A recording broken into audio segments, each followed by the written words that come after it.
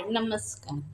तर हे बघा, आज आपण मुगाची आणि मसूरची आमटी करणार आहोत. त्यासाठी हा एक टमाटा पुरा टाकणार आहोत, कांदा अर्धा आणि मिरची.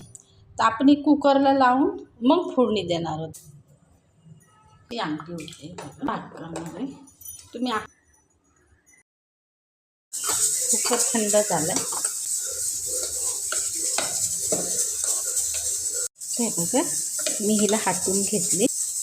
कांदा मसाले, गरम मसाला, मोहरी, जिरा, लसूण, कढी, आलं लसूण पेस्ट,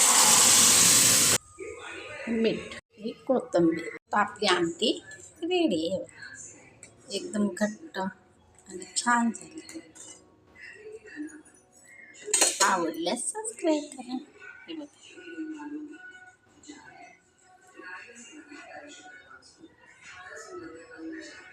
आवडल्यास सबस्क्राईब करा. थँक्यू.